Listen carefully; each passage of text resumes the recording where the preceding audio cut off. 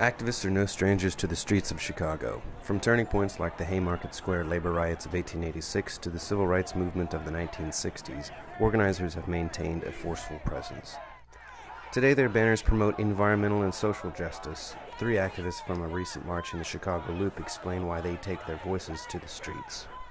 First of all, it gives us visibility, and we need visibility. We cannot just simply be a closeted movement, a movement of invisible people calling on other fellow citizens for, for tolerance and understanding and respect. We need to be out there. We need to be showing others, our sense of pride and our sense of drama, if you will. I mean, I think when you're in your house, I think there are a lot of things that you can do, a lot of organizing things that you can do behind your computer. But I think in order to show your presence and the power of the people, that people need to organize and they need to be out in the streets. We demand our rights. We're going to take our rights and act as full equal human beings to this country.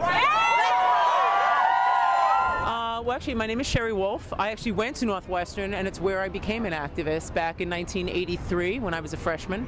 And I got involved then, in those days, in protesting the CIA on campus, and then played a role in helping to organize what was a massively successful, years-long campaign to get the university to divest from apartheid South Africa. I was also active, and that's where I met the International Socialist Organization, which changed my life.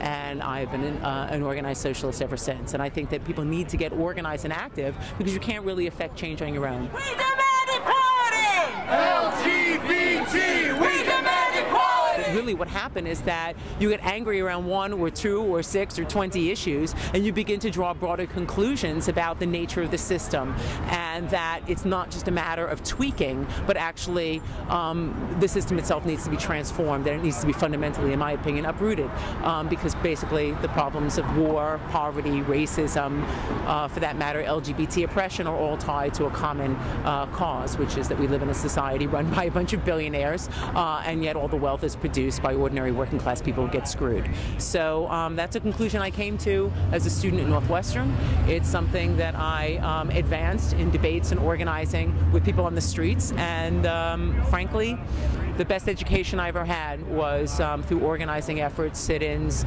speak-outs, and rallies. Show me what democracy looks like! This is what democracy looks like! Show me what democracy looks like! This is what democracy looks like! Show me what